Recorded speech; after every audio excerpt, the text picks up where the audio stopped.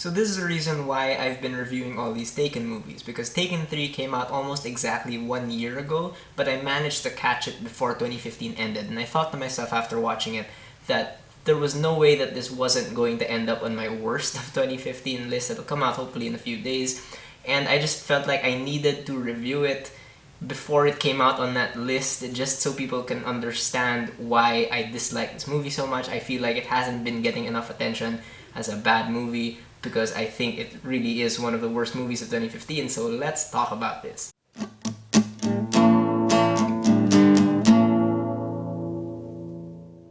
Taken 3 is once again directed by Olivier Megaton, written by Luc Besson and Robert Mark Kamen, and stars Liam Neeson, Maggie Grace, Forrest Whitaker, and Dougray Scott. And in Taken 3, no one gets taken. I'm serious, this is no longer a movie about kidnapping. It really does just copy the initial premise of The Fugitive and then runs it into the ground. Bryan Mills is framed for a murder and he goes on the run to find out who did it while the police chase him. And the thing is, people online kept saying that this wasn't as bad as Taken 2.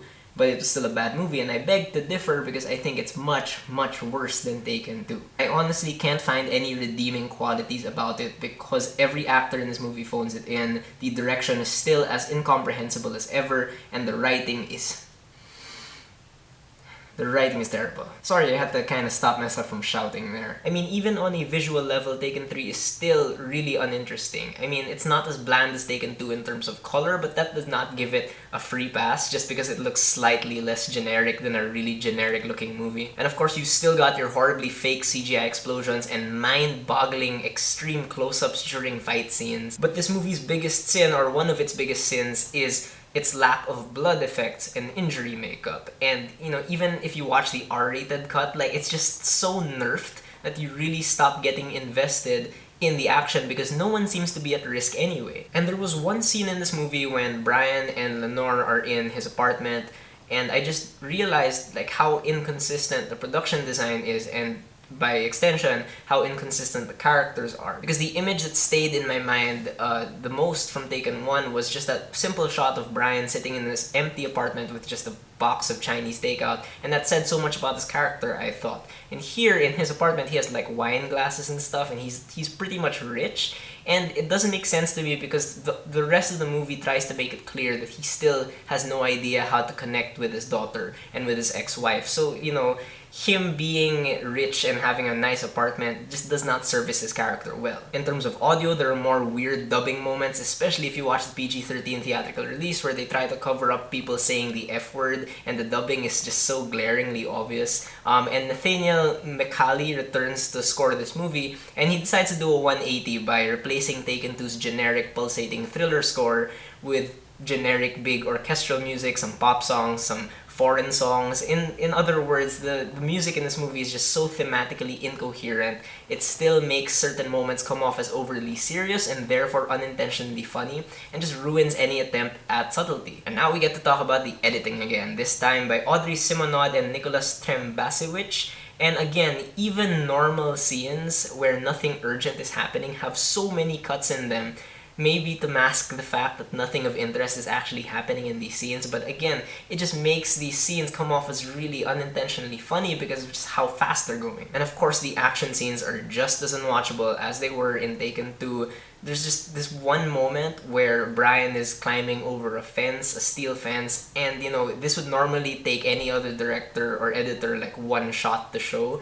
And in this movie, it takes anywhere from 8 to 12 hyperactive shaky cam shots, and I'm not exaggerating, it really takes that many shots for one simple action, and this happens all throughout the movie. And there are so many car chase scenes here that are again edited so confusingly, lots of close-ups of the steering wheel again, and car chases weren't even Taken 1's strength, so why are we having so many of them in Taken 3? And I can kind of understand people when they say that Taken 2 still had worse editing than Taken 3, because Taken 2 was kind of had a lot more action in the movie, so the bad editing was more obvious. But the problem with Taken 3 is that it spends so much time without any action. It spends so much time without Bryan Mills. It keeps focusing on the secondary characters who are not moving the plot along, and as a result, Taken 3 becomes what even Taken 2 wasn't. It becomes boring. It's a really, really boring movie. But the thing that really drags Taken 3 down for me is that the plot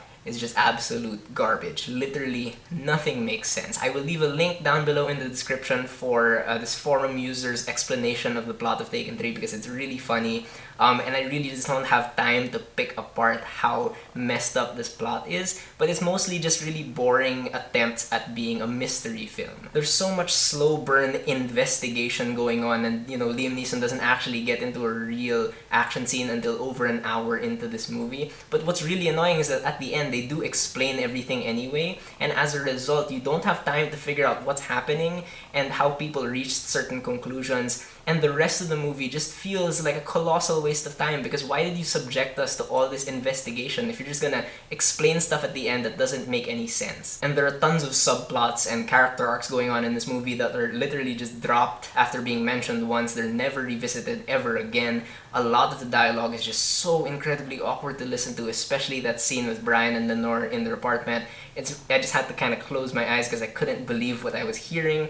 There are logical gaps everywhere. Again, it'll take me too long to get into them, but the one thing I will say is that this movie probably has some of the worst cops ever put on film. Like, they are terrible at their jobs. They don't investigate certain leads that are right in front of them, and Forrest Whitaker's character, by the end of the movie, when he's trying to explain how he reached a certain conclusion, it's because he ate evidence that was at this crime scene, and that's how he got his big magical conclusion. And in terms of acting, I heard a lot of people say as well that Forrest Whitaker was good in this movie, and again, I beg to differ. He phones it in from start to finish. He just chuckles a lot in the movie. He chuckles a lot to himself, and I feel like he's chuckling because the script is just so dumb. But seriously, like, I just didn't see any effort on his part to make his character believable, and his character does this stupid thing where he plays around with a chess piece all the time or with a rubber band, and it doesn't make any sense in terms of his character. It doesn't add anything to his character. It's just really distracting. Famke Janssen has like 5 minutes of screen time here, and her delivery is just awful. Like, you can tell she just probably didn't really want to be in the movie. On the other side of the coin, Maggie Grace has a ton of screen time, but again, she's just not a good enough actress to make that time count. And we know from watching Mission Impossible 2 that Dougray Scott can overact quite a bit, and in this movie he still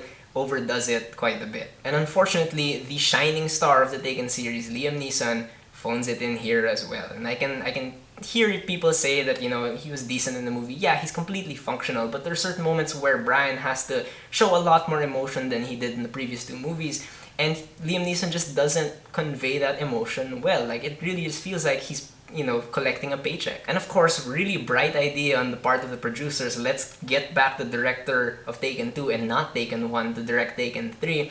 And Olivier Megaton still has no idea how to film action. There's just honestly a moment early on in the movie where during an action scene, I kind of checked out and thought to myself, why do I care about any of this stuff? It's not progressing plot, it's not exciting, and me trying to focus on it just makes my head hurt. So as a result, for the rest of the movie, I checked out every time there was an action scene because I literally just did not care, and there was no point to me paying attention to the action scenes. And this movie's real biggest sin is that they try to turn what was a super enjoyable and simple revenge flick in Taken 1 into this convoluted mess of like a wannabe mystery film that forgets who the characters are. And that's the thing that angers me the most about certain bad sequels, when they just completely sell out and do not resemble their predecessors in any way. The one example to illustrate that I will mention is that the character of Bryan Mills is no longer like this evil, not evil, but really ruthless Terminator guy. Here, like, he holds a guy up at gunpoint and he wants his car, but he blatantly just tells him, I'm not gonna hurt you, I just wanna, ride in your car. And I kind of thought about it, and I was like, this movie does not feel like Taken anymore, because this character does not feel like Bryan Mills, and none of this stuff feels like it's taking on the responsibility of carrying the Taken name, of continuing the story and these characters. I'm done talking about this movie. Taken 3 is a terrible movie. I think it represents the worst in action filmmaking. It really just feels like it's made for money. Alright, so those are my thoughts on Taken 3. Have you guys seen it? What do you think about it? Whether you agree with me or not, please leave me a comment. Let's have a conversation.